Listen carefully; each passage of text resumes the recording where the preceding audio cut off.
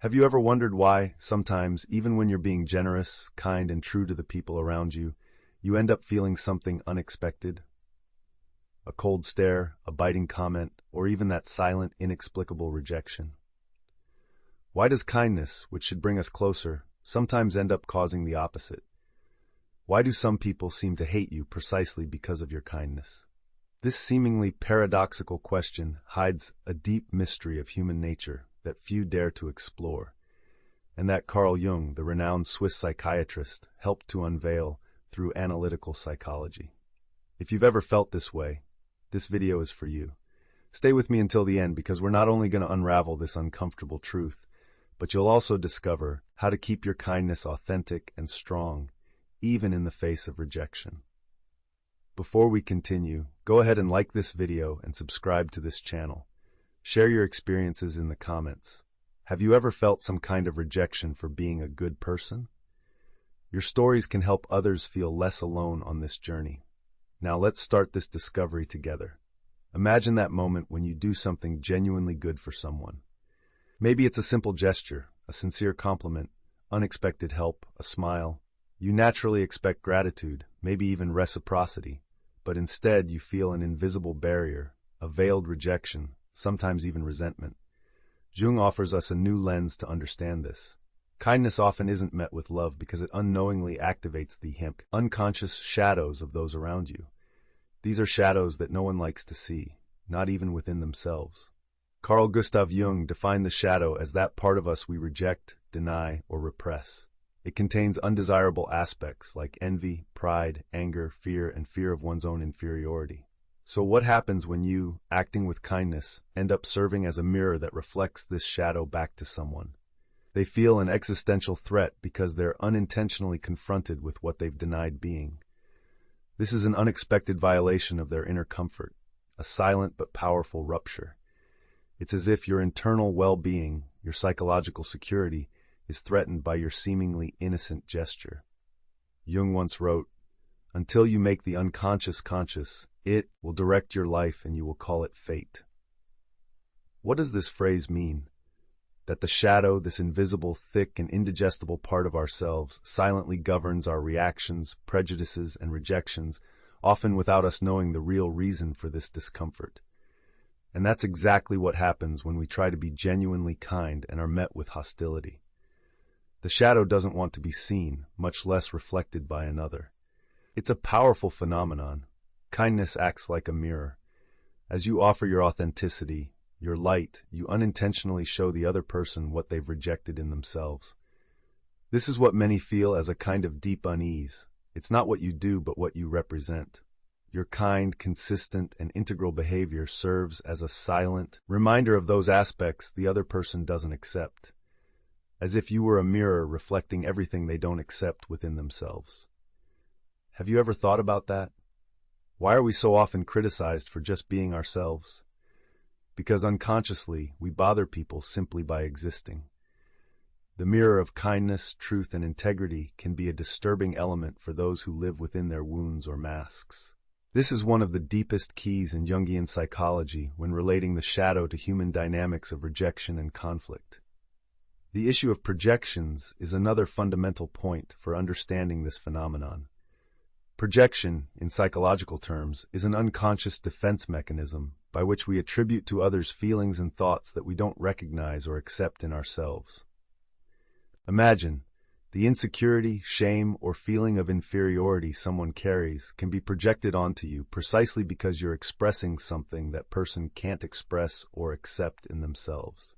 When you remain authentic, showing your vulnerability and your strength, you disarm the other person's defenses. And this disarming can generate an intense reaction. Suddenly, what seemed like a simple act of kindness starts to be perceived as a threat, discomfort, or even an annoyance. Because for the person who projects, your true self exposes the internal facade, that false self they've built to protect themselves from the world. You're not rejected for what you do, but for what you represent. Authenticity, the courage to face your own shadow, the silent invitation for the other to do the same. Often, emotionally self-sabotaging people are afraid of change, preferring to live with their internal pains and wounds than to confront what frightens them. Kindness, especially consistent kindness, appears as a persistent reminder of possibilities for healing and transformation. And the truth is hard. Some people prefer their familiar suffering to the change you symbolize. This unconscious resistance is the root of the hatred or rejection that manifests when we are genuinely kind. It's not about you, but about an internal battle the other person is fighting with themselves. This creates a frightening paradox.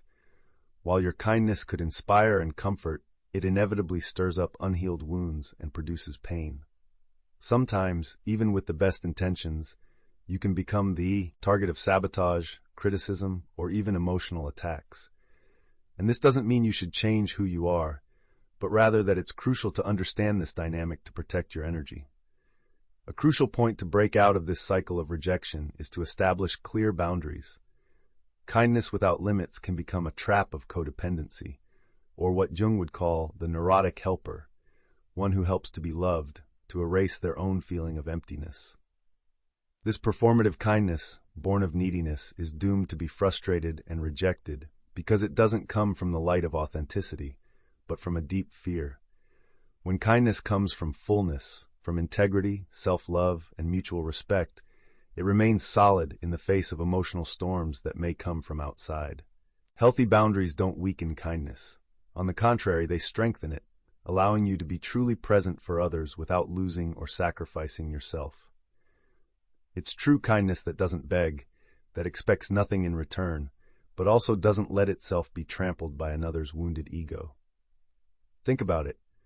Authentic kindness is like a spring that flows continuously from within, while conditional kindness is a glass that quickly empties. Therefore, when you understand the shadows, projections, and resistances your kindness can awaken, you can arm yourself with internal tools to act with love and firmness. This way, you avoid fueling destructive cycles and can follow your path with more lightness and security. This journey through the human soul, guided by Jung's ideas, reveals that what seems like a simple gesture or feeling has deep roots in the collective and personal psyche. Kindness transcends a superficial act.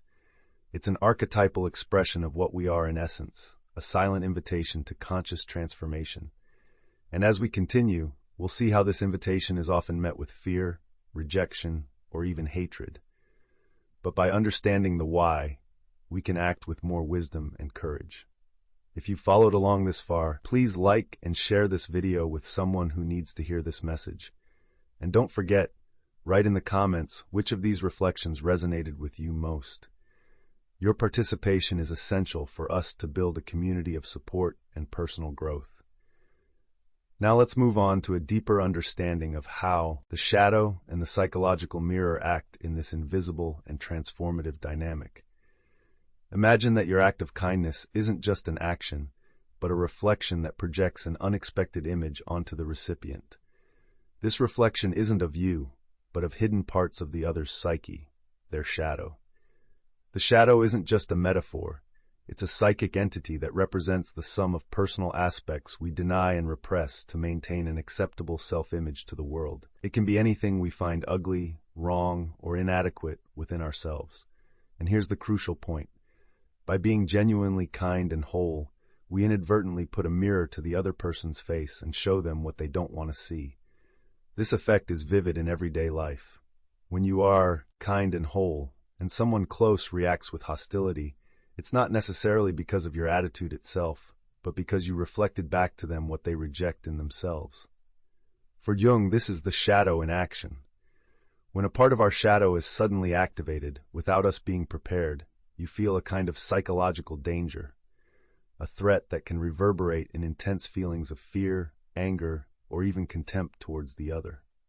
That's why we often hear that people bother others simply by being themselves. Jung summarized this by saying that people are bothered not by what you do, but by what you represent. You don't represent an isolated act, but a presence that brings forth what the other is afraid to face.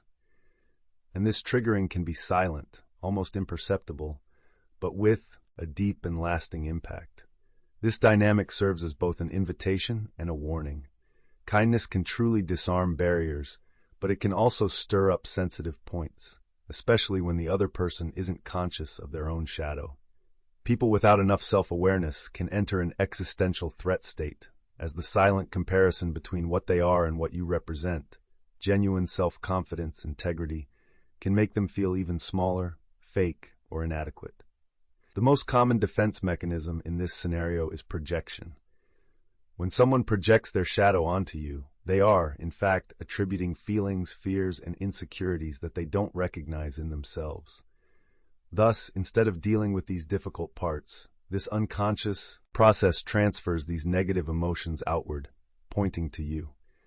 It's as if you were a screen where the person projects their shadows and parts of themselves, expecting you to carry or understand what they fear to face.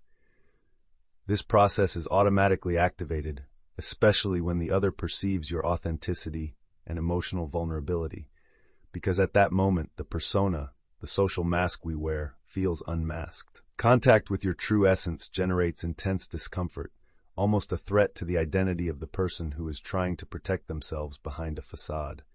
Therefore, your feeling of kindness can be received as falseness, threat, or manipulation. Do you realize that this rejection isn't a personal issue for you? It's an unconscious reaction to the mirror you offer. This sheds light on a paradox. Being yourself, being genuinely kind, is precisely the most powerful way to be rejected, because it stirs up the shadow we all carry. And this process isn't avoidable. It's part of growth in deep and authentic human relationships. Understanding this fundamental dynamic is liberating.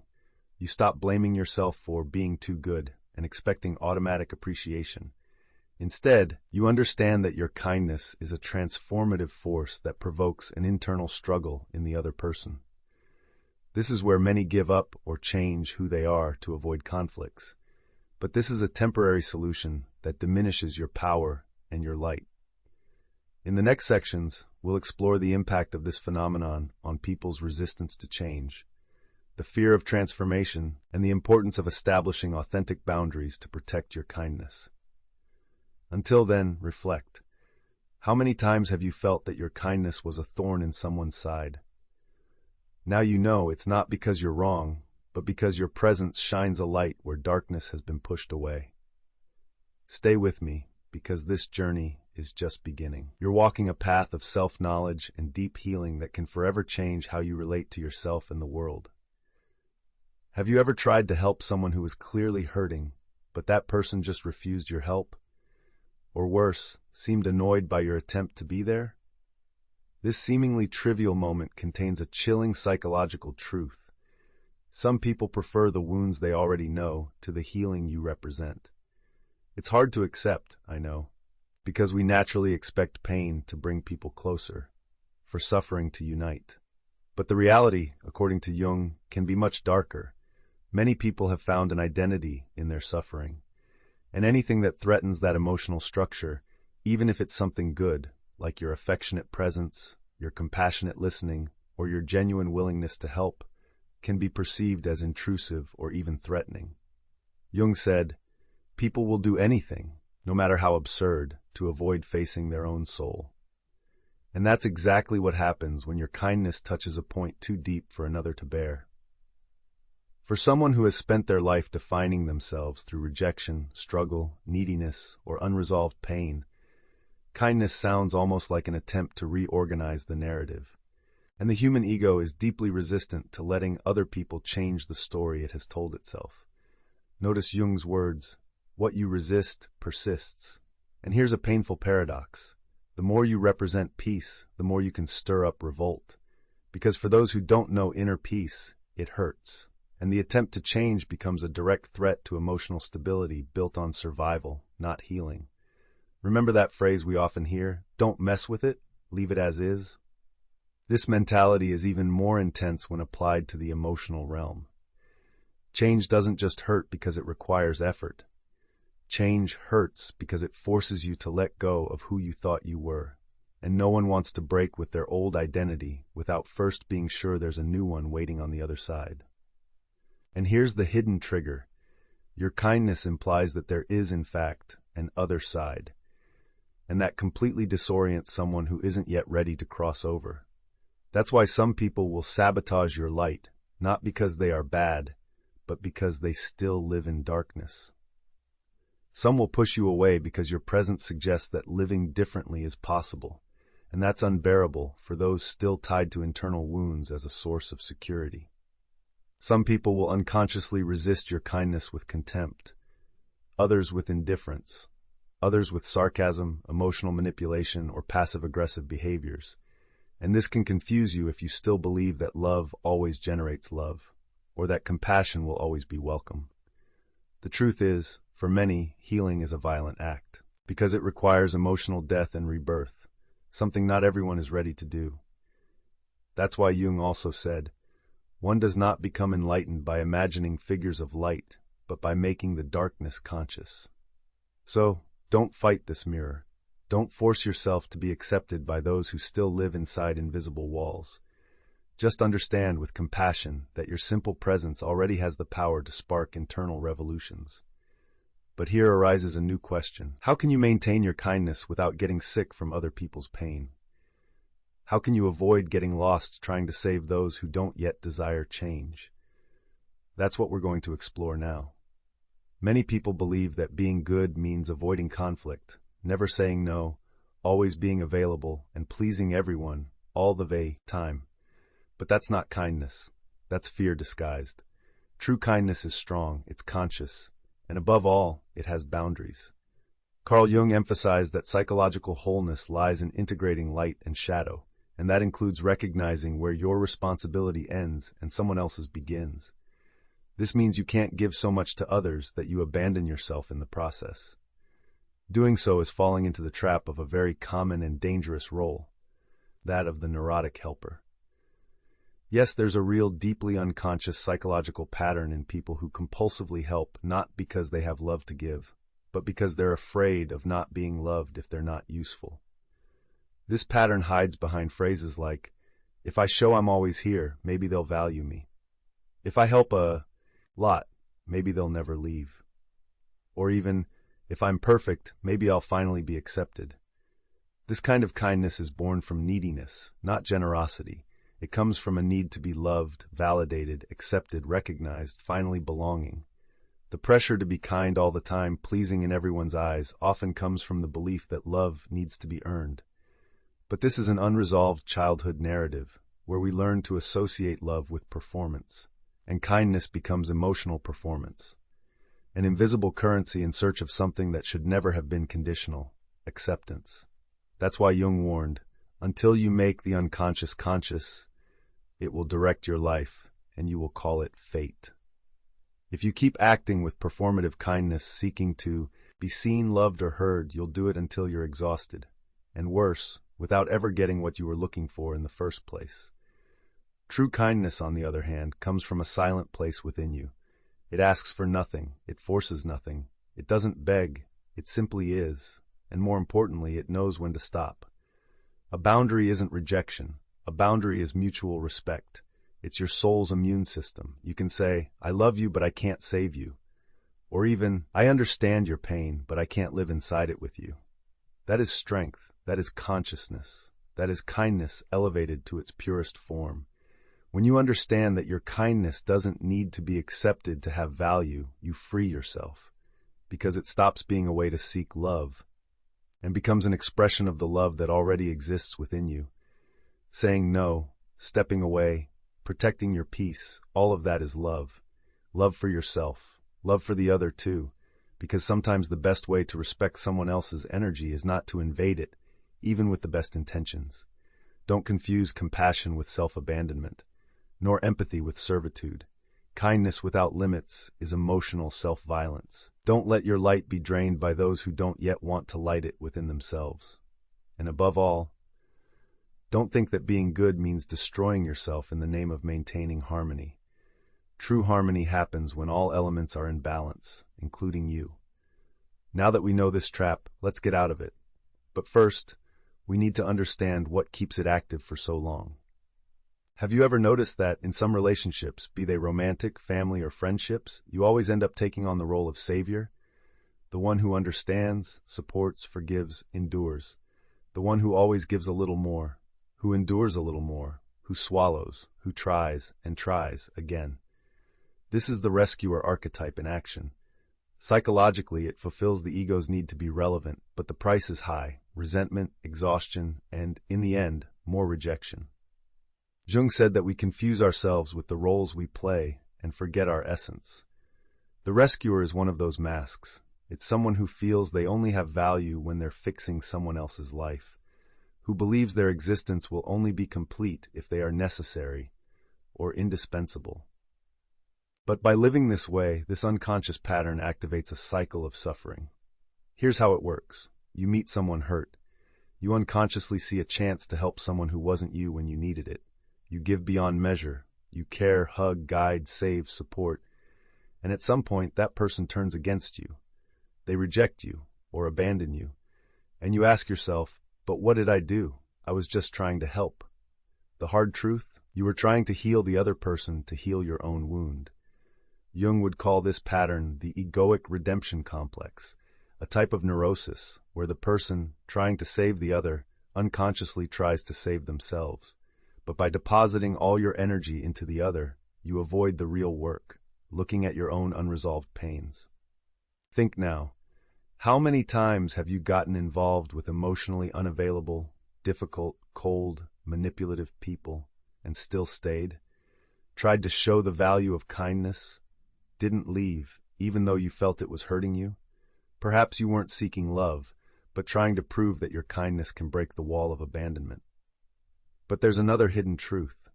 Every time you pretend you're not being hurt in the name of love, you're reaffirming to your unconscious that you deserve to suffer to be accepted. And Jung shows us that repetition isn't a coincidence. It's the soul's language trying to show you the origin of your wound. You unconsciously choose who will hurt you again, just to have a chance to make it work this time. This is the rescuer's illusion. The emotional addiction of trying to overcome the same trauma by wearing another costume.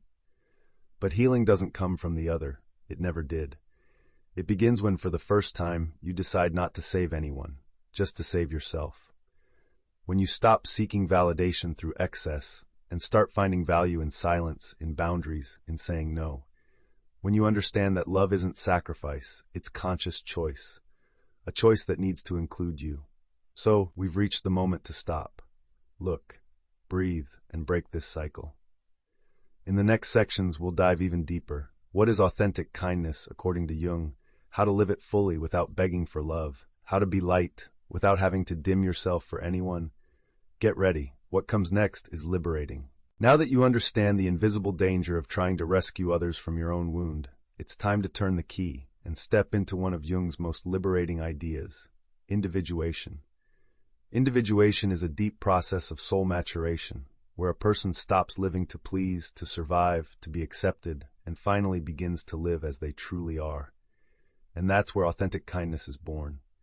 See, there's a huge difference between being good to be loved and being good because it's who you are. Authentic kindness isn't performance. It's not emotional bargaining, nor an attempt to show worth. The kindness that comes from individuation doesn't boil with need. It overflows with essence. As Jung used to say, what you are is much more important than what you think you should be. When you stop playing roles, the savior, the martyr, the goody two-shoes, and begin to inhabit your truth with firmness, kindness becomes powerful, because it comes from within and doesn't depend on anyone's reaction. It becomes an act of existential courage, not a disguised plea for approval. True kindness doesn't bow, it doesn't expect return, it doesn't sweet-talk to avoid rejection. It is firm, clean, free. The difference between someone who is good out of fear and someone who is good out of truth lies at the root of the behavior. One acts to be accepted, the other acts out of fullness, and that changes everything. Because when your kindness is born from your completeness, from the integration of your light and shadow sides, it naturally carries honor. And honor creates boundaries, creates structure, creates respect. It's as if you're telling the world without words, my kindness is not a weakness. It's an expression of my alignment with who I am. You stop bending over backwards to fit into others' dramas. Stop curving to please wounded egos. Stop retreating when someone projects their unhealed pain onto you. Because authentic kindness carries presence, and presence doesn't apologize for existing. Jung reminds us, what you don't confront in yourself, you will meet as fate. And when you finally face and integrate your own shadow, you stop being held hostage by the need to be seen as good, because you know you are, regardless of how others see you. This is the true spiritual power of authenticity, the kindness that doesn't prove itself, that doesn't explain itself, that doesn't justify itself. It simply is. A lot of people think being kind is passive, neutral, and even naive, but the truth is exactly the opposite. In a world where coldness is a sign of intelligence, where irony has become charming and competition has become the norm, being good is an act of psychological subversion. It's provoking the collective unconscious. It's challenging the emotional status quo of the masses. That's why it's common for the kind, the true, the empathetic to become a scapegoat in groups where superficiality reigns, because their presence is an uncomfortable reminder of everything that has been repressed, forgotten, or hurt. Jung spoke of this with profound symbolism. The archetypes that inhabit the collective unconscious manifest within us as internal characters, and the scapegoat is one of them. This archetype represents the one who carries the pain of the community, becoming the target of the group's unresolved projections, blame, and frustrations. And those who carry light usually also carry this burden. It's as if the world says, since I can't be like that, then I'll hate whoever can. Have you noticed how, in schools, at work, even in families, the most empathetic or fairest person is often the first to be isolated, misunderstood, or ridiculed? It's the effect of the collective unconscious operating. When a single individual expresses what everyone else has suppressed, they become threatening. That person symbolically represents a revolution, and revolutions always generate resistance. That's why Jung also spoke of the wounded healer archetype, the being who heals others through their own pains, but who is frequently wounded by those they came to help, not because they did something wrong, but because they disturbed a pattern of consciousness that wasn't ready to change yet. Do you grasp the magnitude of this? Being good, authentic, and integral is going against the current of unconsciousness. It's walking in the dark, lighting candles, even if it blinds the eyes of those who have lived in emotional dimness for too long. Therefore, kindness is not passivity. It is rebellion. It is radical maturity in an infantilized emotional system. It is lucidity in a world intoxicated with defenses, masks, and superficiality. If you've ever felt that your light bothers people, it's because it really does. But there's beauty in that, because the more the world closes itself off in pain, the more precious become the hearts that insist on remaining open. Your kindness may not change everyone around you, but it changes the field around you. And that, Jung would say, is already a path of mass individuation. The true revolution begins in the soul of those who choose to continue loving with discernment. Here we come to the turning point. After diving into this journey, you might have a question in your mind. So now, what do I do with all this? Now you live. Live with consciousness, with courage, with integrity. You don't have to stop being who you are. You just need to stop using your kindness to beg for love, avoid rejection, or put out fires that aren't yours. What you need is to deeply accept that authentic kindness wasn't made to please. It was made to heal. And to heal, it needs to be strong. Jung said, genuine kindness does not need to prove itself. It is silent, firm, and full. And that's what you become when you recognize the tension your light can cause. But even so, you decide not to extinguish it, because those who will be bothered by your truth were trapped in their lies, and those who will be drawn to your truth were seeking the right to live theirs too. You don't need to be accepted by everyone. You just need to be who you are, with boundaries, wisdom, and firmness. Understand once and for all, kindness is not weakness, it's channeled strength. Kindness is not servitude, it's emotional sovereignty. Kindness is not the absence of ego, it's the ego harmonized with the spirit. So from today on, reclaim the true meaning of your light. Use your kindness as power. It's a silent weapon against the world's cynicism, a living invitation to transformation, and a daily reminder that being good is still, indeed, possible and urgently necessary. But please, never again be good at your own expense. You deserve to keep your soul whole. You deserve to give without abandoning yourself. You deserve to love without bleeding. And you deserve, above all, to live your essence with pride, without ever having to diminish it to fit into places too small for your light. Now, if this message spoke to your soul like this video, share it with someone who needs to hear this today, and write in the comments, "My kindness is my strength." Let's flood this space with presence, consciousness, and courage. And remember, you are not alone. There's a silent army of awakened souls walking beside you, and this community exists for that. Thanks for being here. See you on the next journey.